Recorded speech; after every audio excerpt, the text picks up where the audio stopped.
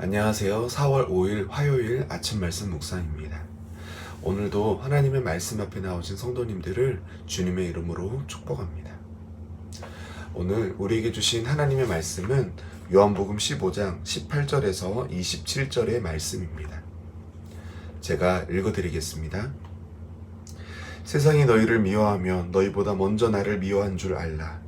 너희가 세상에 속하였으면 세상이 자기의 것을 사랑할 것이나 너희는 세상에 속한 자가 아니요 도리어 내가 너희를 세상에서 택하였기 때문에 세상이 너를 미워하느니라.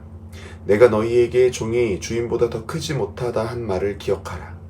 사람들이 나를 박해하였은즉 너희도 박해할 것이요 내 말을 지켰은즉 너희 말도 지킬 것이라.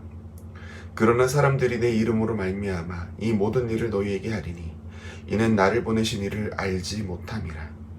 내가 와서 그들에게 말하지 아니하였더라면 죄가 없었으려니와 지금은 그 죄를 핑계할 수 없느니라. 나를 미워하는 자는 또 내 아버지를 미워하느니라. 내가 아무도 못한 일을 그들 중에 하지 아니하였더라면 그들에게 죄가 없었으려니와 지금은 그들이 나와 내 아버지를 보았고 또 미워하였도다. 그러나 이는 그들의 율법에 기록된 바 그들이 이유 없이 나를 미워하였다 한 말을 응하게 하려 함이라. 내가 아버지께로부터 너희에게 보낼 보혜사 곧 아버지께로부터 나오시는 진리의 성령이 오실 때에 그가 나를 증언하실 것이요 너희도 처음부터 나와 함께 있었으므로 증언하느니라. 아멘. 오늘 함께 읽으신 말씀은 본문 앞에 나오는 예수님은 참 포도나무이고 우리는 그 포도나무에 붙어있는 가지라는 말씀에 이어지는 내용입니다.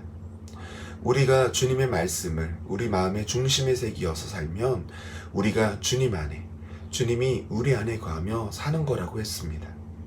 또 그렇게 사는 자에게 주님의 기쁨이 우리 안에 있어서 우리의 기쁨이 충만하게 된다고도 말씀하셨습니다. 그런데 오늘 본문의 시작은 갑자기 주님 안에 있는 우리를 세상이 미워한다고 시작합니다. 분명 주님을 따라가는 자에게 주님이 주시는 기쁨이 있지만 그 기쁨은 세상이 주는 기쁨과는 다른 기쁨이라는 말입니다. 세상은 주님을 미워합니다. 왜냐하면 주님이 세상에 속해 있지 않기 때문입니다. 육체를 입으시고 이 땅에 내려오셨지만 세상에 속하신 분은 아닙니다. 그러니 세상이 어떻게 합니까? 자기 편이 아니니 미워하는 겁니다. 그래서 참 포도나무인 예수님께 속한 우리 또한 세상이 미워한다는 겁니다. 만약 우리가 세상에 속해 있다면 우리를 미워하지 않을 겁니다. 자기 편인데 왜 믿겠습니까? 같은 편이면 더 좋다고 함께 하지 않겠습니까? 우리를 미워하는데 그들이 어디까지 우리를 미워한다고 써져 있나요? 20절의 말씀을 보면 박해까지 간다고 합니다. 주님이 이 땅에서 박해를 당하신 것처럼 주님의 길을 따라가는 우리에게도 박해가 예비되어 있다고 말씀하십니다. 근데 막상 세상에서 이런 박해를 경험하게 되면 어떤 생각이 드시나요? 내가 잘 믿고 있는 게 맞나? 하나님께서 나를 버리신 건가? 아니, 내가 하나님께 잘못한 것이 있나? 그러다가 이런 생각의 끝에 가면은 하나님이 살아계신 게 맞나라는 생각이 들 때도 있습니다. 근데 그때 우리는 오늘 예수님의 이 말씀을 기억해야 합니다. 20절에 예수님은 이렇게 말씀하셨습니다. 내가 너희에게 종이 주인보다 더 크지 못하다 한 말을 기억하라. 사람들이 나를 박해하였은즉 너희도 박해할 것이요 내 말을 지켰은즉 너희 말도 지킬 것이라. 무슨 말입니까?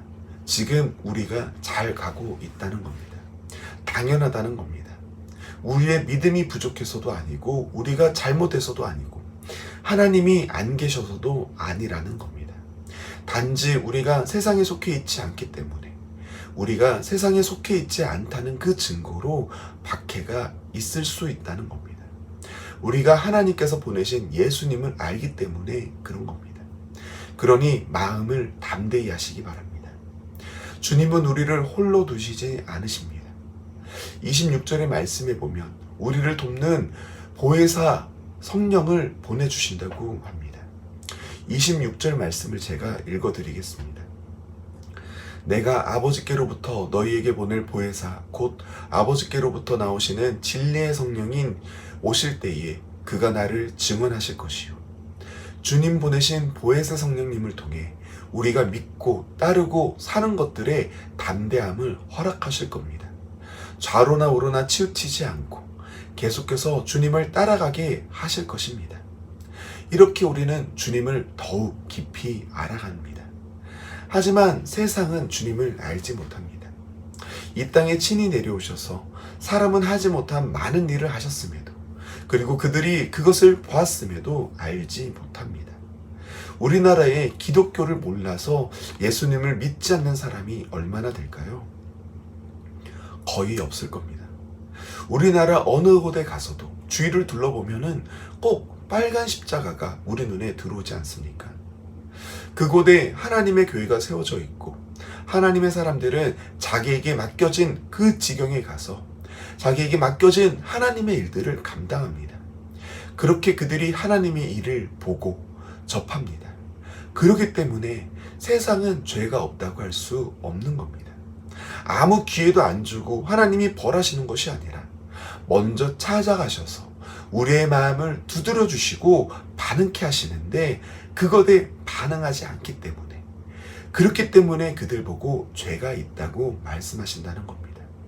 하지만 그에 반해서 이렇게 주님의 찾아오심에 반응하시는 우리 성도님들께는 이제 영원히 주님과 함께하는 기쁨이, 그런 영생이 있을 거라고 약속되어 있습니다. 그리고 그런 여러분께 주님이 주시는 기쁨을 허락해 주신다는 겁니다. 세상의 박해를 넘어서는 기쁨과 위로, 평안이 여러분과 늘 함께 있다는 사실을 꼭 기억하셔서 항상 주님의 말씀을 곱씹으며 믿음의 길을 가시는 우리 성도님들 되시기를 바라며 말씀을 마치겠습니다. 함께 기도하시겠습니다.